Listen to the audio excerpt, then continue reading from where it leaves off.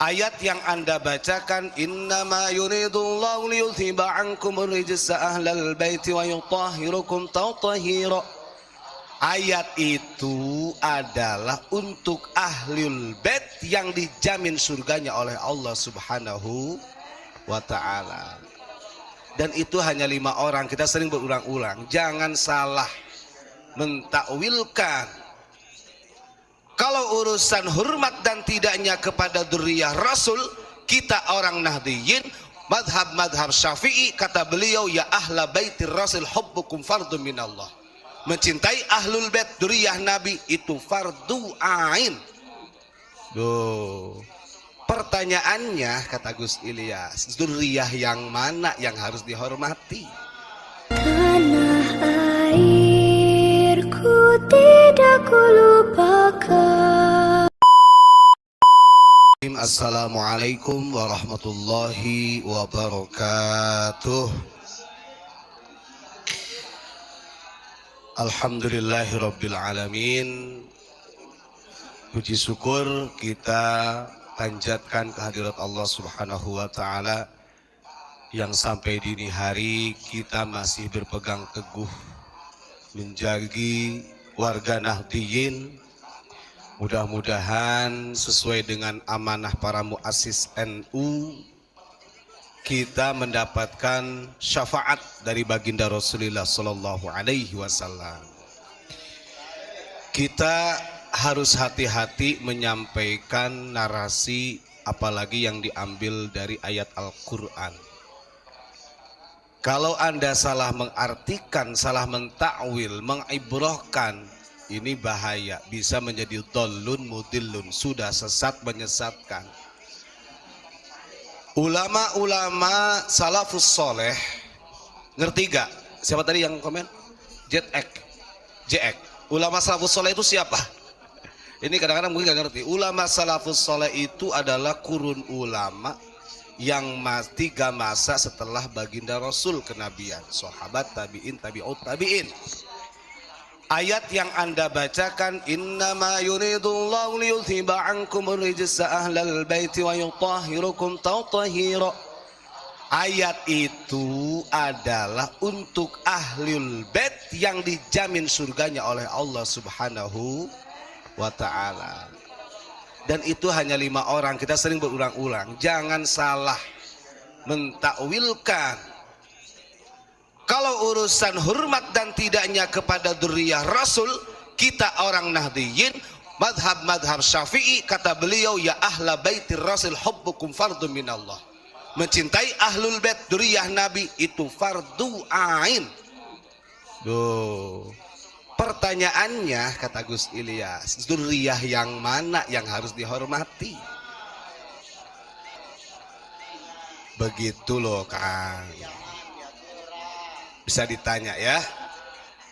Kita bolak-balik menjelaskan ayat innama yuridullah itu 5 orang yang dijamin surganya oleh Allah, yang diberi kiswah oleh kanjeng Nabi, ditutupi oleh bajunya kanjeng Nabi, Fatimah, Ali, Hasan, Husain, wakila 6 orang sama khodimnya. Sebentar Ustaz Ubat. Apakah dari ahlul bait yang 5 itu pernah menyampaikan, kalau kalian itu percaya kepadaku, kalian akan mendapat jaminan surga? Pernah enggak dari Tidak yang 5 pernah itu? Karena yang diajarkan Nabi ini adalah ketawaduan. Kalau di dalam dirimu terdapat kibrun, kesombongan, ya tunggu saja diturunkan dari surga kamu, seperti halnya iblis. Ingat ya, dosa yang paling fundamental menjadi cikal bakal dosa-dosa yang lain itu karena adanya kesombongan. Gak pernah tuh dari keturunan kanjeng Nabi ahlul bait mereka membanggakan dirinya, gak pernah.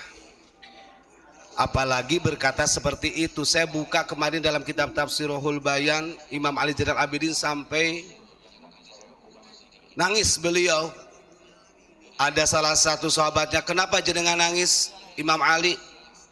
Apalagi yang kau khawatirkan, engkau ini sudah punya jaminan sebagai ahlul bait, begitu kan? Loh, beliau kan mengatakan, loh keliru jenengan.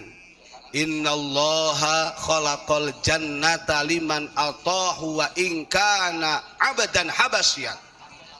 Kata Al-Imam Ali Zainal Abidin nih, cicitnya langsung, cicitnya Kanjeng Nabi. Beliau mengatakan begini, bro, bahasanya begitu, jangan salah memahami ayat Ahlul Bait. Ahlul Bait yang disampaikan dijamin surga itu sampai Hasan Hussein doang, saya bukan, walaupun saya duriyahnya. Maka beliau mengatakan dalam makalahnya, innallaha khalaqal jannata liman ata'ahu wa in kana 'abdan habasyian.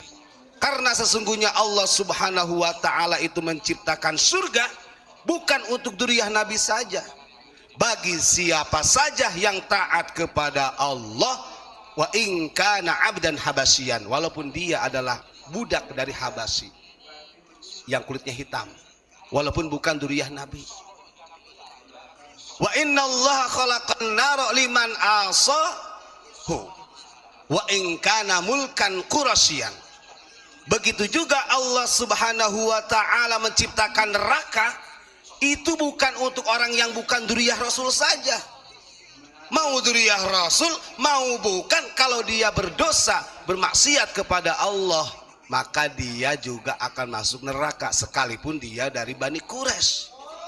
Loh, itu Imam Ali Zainal Abidin yang ngomong, bukan Ubad Aminullah. Masya. Nah, ini kadang-kadang orang salah. Sekarang itu kan ayat itu banyak dinobatkan oleh duriyah-duriyah. Nih, sehingga ada fatwa-fatwa haram masuk surga kalau tidak mencintai, macam-macam. Kalau membenci tidak akan masuk surga.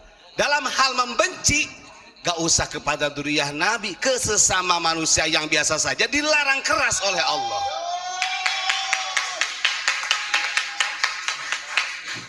Apakah lupa dengan sabda Nabi, la tahasadu wala tabaghadu wala tadabaru, itu kan, wa kunu ibadallahi ikhwana. Itu perintah Nabi.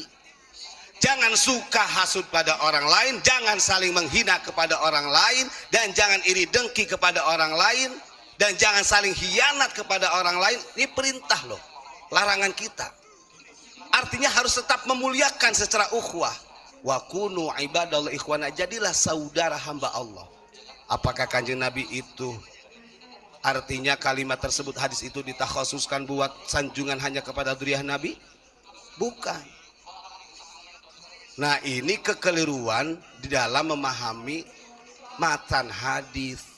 Jangan salah, makanya belajar ilmu itu penting. Loh, kan dulu orang ini itu sangat sinergi banget sama habaib. Betul. Karena kalau dulu saya katakan para habaib benar-benar bisa menempatkan sebagai tamu. Berbeda dengan sekarang.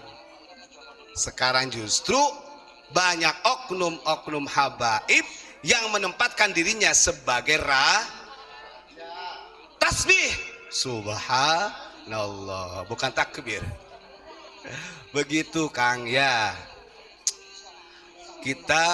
Kalau kita nanti saya bacakan nih ayat wasiat Kanjeng Nabi ini untuk para duriyah-duriyah, nanti saya bacakan dalam hadis Sunan Abu Dawud. Tapi sebelumnya kita pahami, kita sebagai warga Nahdiyin tetap pegang, dan di dalam ADART Nahdiyin ini masalah menghargai ukhuwah bahasanya, ukhuwah wataniyah, ukhuwah basyariyah, ukhuwah tudiniyah, itu memang ada di dalam ADART-nya.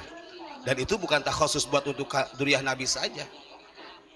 Wong bukan duriyah Nabi saja, sekalipun itu bukan seagama secara basyariyah, kita tetap harus ukhuwah, menjalin tali persaudaraan.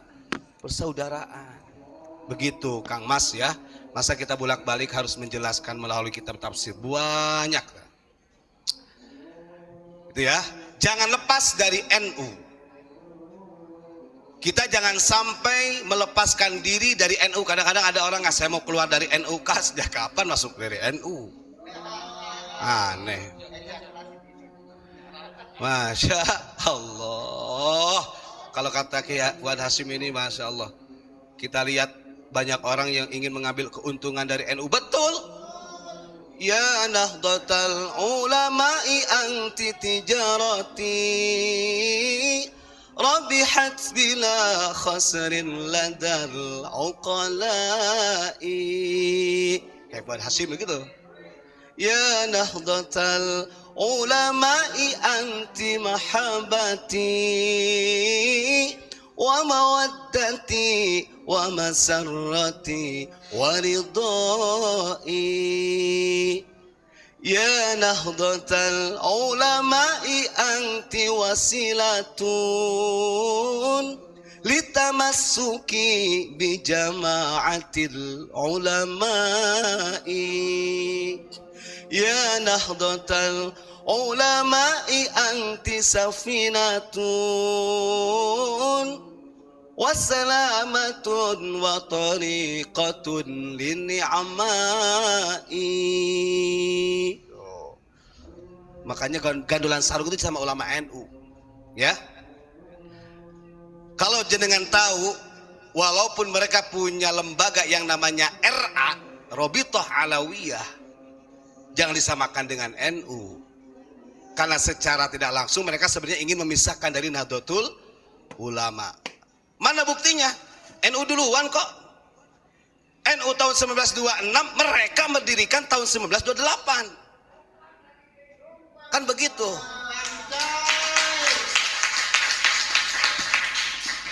Makanya kata Kiai Haji Fuad Hashim, siapa sih yang gak tertarik dengan NU? Pasti. Wahai NU ku sayang, kau adalah cintaku, kau adalah kasihku, kau adalah tempat kebahagiaanku, dan kau adalah kerelaanku. NU ku sayang, begitu. Ya Nahdlatal Ulama'i anti safinatun wasalamatun wa tariqatun ni'mai. Wahai NU ku sayang, kau adalah bahtera keselamatanku untuk mendapatkan perjalanan nikmatku. Betul. Terakhirnya dikuatkan oleh Kiai Haji Fuad Hashim. Ini ciri-ciri orang akan tertarik dengan NU. Ya Nahdlatal Ulama'i anti tijarati. Wahai NU ku sayang, engkau adalah perniagaanku. Rabihat bila khusrin ladal uqala'i. Karena saya tahu bisnis berniaga dalam NU itu gak akan pernah rugi, pasti untung. Walaupun di dunia lakit minimal kita gak dapat jabatan kursi, dari DPR gak bisa, jadi MPR gak bisa, yakin. Rabihat bila khusrin ladal uqala'i. Nanti di akhirat sudah ada martabat yang dijanjikan oleh Allah untuk orang NU. Kan begitu. Makanya pasti tertarik dengan NU itu. Masya. Padahal itu sindiran keras, Pak, oleh Kiai Haji Fuad Hashim itu. Beliau menyindir kepada orang-orang yang hanya ingin nempel tok, tidak memahami perjuangannya bagaimana NU untuk memerdekakan negara yang betul-betul dijajah itu. Peranan terbesar Nahdlatul Ulama itu. Dan yang peduli dengan al-hadarah, al-thaqafah, ya NU. Sampai dibikin lembaga les bumi. Gak ada tuh mereka. Yang lain gak ada. Coba kita ini orang kultur oleh Abu Yamamah Ghufran diajarkan bagaimana untuk memahami khittah NU yang sebenarnya itu. Masya Allah. Banyak orang yang sudah seakan-akan Nahdiyin tapi justru akan menghinakan Nahdiyin. Ingat, NU bukan milik struktural saja. Itu yang terpenting. NU itu adalah milik siapa saja yang mau melaksanakan amanah-amanah muassis Nahdlatul Ulama. Begitu. Ini kalau kita buka dalam kitab Risalah Husnah wal Jamaah, ditempelengin semua nih kita ini. Makanya ada istilah litamassuki bi jama'atil ulama. Hanya NU yang bisa dipegang gandalan sarung. Ya Nahdlatal Ulama'i anti wasilatun litamassuki. Nah, tamasuk itu begini, pegangan. Litamassuki bi jama'atil ulama'i. Logikanya, siapa saja yang nempel di NU, mau itu habaib, mau itu ulama, kiai, gus, lora, berarti dia gandolan sarung dengan muassis NU. Ini ada yang banding-bandingkan, Habib Utsman bin Yahya akan lebih hebat katanya ilmunya daripada Bahasim Asy'ari. Lo dia aja mau ngedal NU kok. Mereka aja ingin pegangan ke NU kok, lita masuk. Artinya gandolan sarung ulama ya wajar karena mereka gak pakai sarung. Ya kita gak bisa mau gandolan sarung gak bisa. Tradisi Nahdlatul Ulama lah yang menggunakan sarung sehingga ada litamassuki bi jama'atil ulama. Nih wasiat Kanjeng Nabi supaya orang-orang yang sok mengaku zuriyah ini berkaitan dengan yang kemarin. Jangan kira kita ini akan terselamatkan di akhirat dengan sebab kebaikan orang tua kita. Kanjeng Nabi berpesan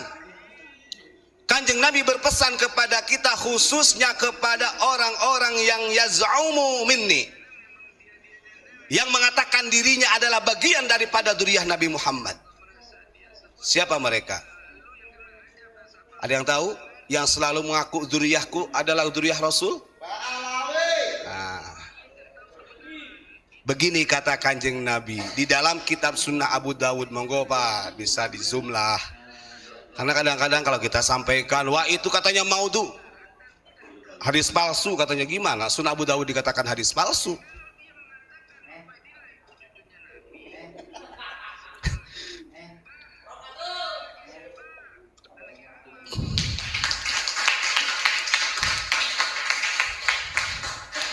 Bismillahirrahmanirrahim. Monggo panjenengan nanti yang punya kitab Sunnah Abu Dawud buka di Kitabul Adab. Pentingnya mempunyai etika. Dan etika ini anjuran Kanjeng Nabi kepada siapa saja. Jangan mentang-mentang dzurriyyah Nabi kemudian menginjak-injak kepalanya ulama kita.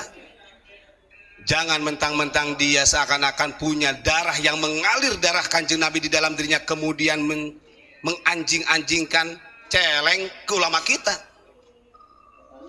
Awas, ini etika ini untuk siapa saja. Dari mulai zaman Nabi Adam sampai dini hari kita dianjurkan untuk beretika. Itu makna li utami makarimal akhlak. Gak bisa etika ini dipilih kasihkan. Oh karena ini mah adalah dzurriyyah Nabi, mau ngomong anjing gak boleh, mau ngambing asu boleh, mau ngomong jancu boleh, andai kata begitu. Gak bisa. Etika akhlak itu disamaratakan, musawiyan, disamaratakan untuk siapapun. Gak bisa ya. Ini Kanjeng Nabi dalam hadis Sunnah Abu Dawud, hadis yang ke-4895. 4895. Awas ini nanti ada yang masang ya. Bahaya ini kalau dipasang. 4895. 4895. Ya. Ini kita malu sama Kanjeng Nabi sebenarnya. Harusnya kita yang merasa diri lebih baik, kita yang merasa yaz'umu min dzurriyyatir Rasul begitu, kita harusnya malu. Haddatsana Ahmad bin Hafs. Hadis ini diriwayatkan oleh Ahmad bin Hafs. Qala haddatsani abi. Ahmad bin Hafs diceritakan dari bapaknya maksudnya.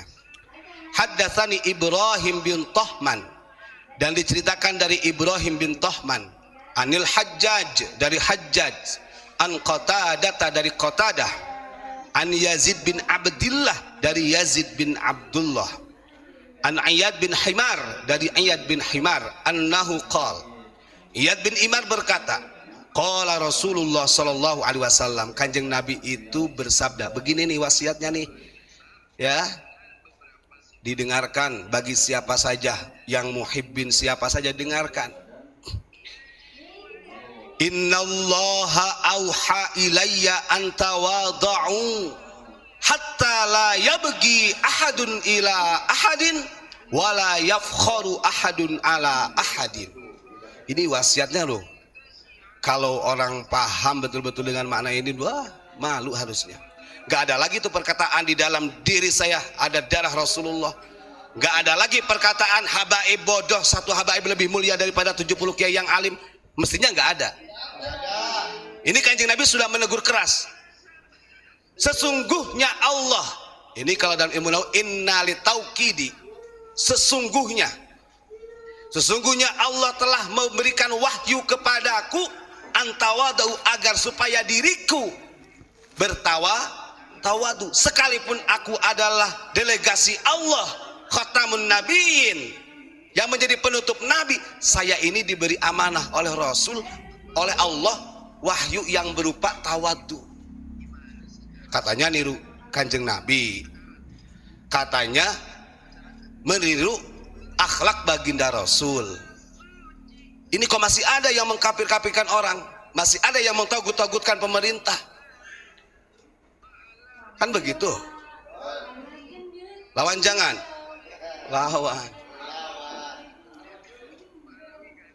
Hatta la yabghi ahadun ila ahadin wala yafkhara ahadun ala ahadin. Kalau engkau sudah tahu bahwa aku ini diberikan wahyu tentang tawadu, wajibnya tawadu, kata Rasul, maka tidak layak satu sama lain saling menghinakan karena beda dzurriyyah nasab. Maka tidak pantas satu sama lain saling menghinakan. Aku yang paling mulia, engkau tidak mulia. Aku yang paling hebat, engkau tidak hebat. Tidak pantas, kata Rasul. Begitu. Wala yafkhara ahadun ala ahadin. Dan juga tidak pantas satu sama lain nasabnya. Yafkharu, membanggakan pangkatnya, gak pantas. Loh, ini adalah Kanjeng Nabi, junjungan kita semua, mengatakan demikian.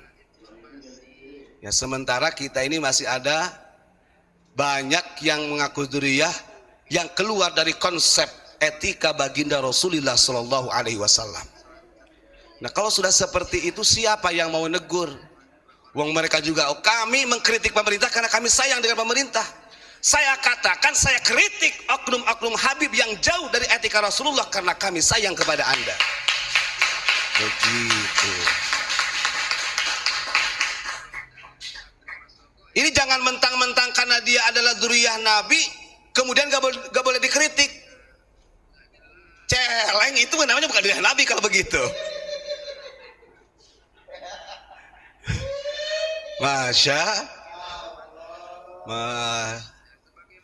Masa kita ulama boleh, sementara kita mengkritik dari etikanya mereka yang mengatakan dirinya sebagai dzurriyyah Rasul, gak boleh.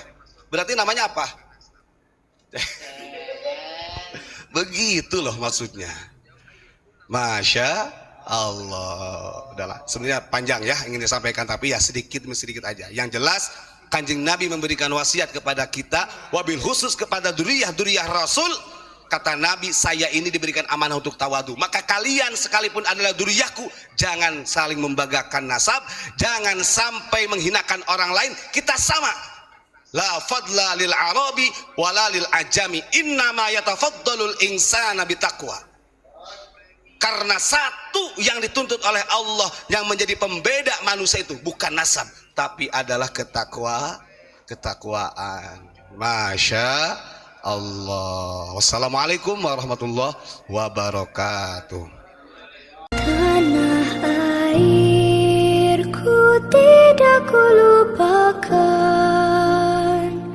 kan terkenang selama hidupku.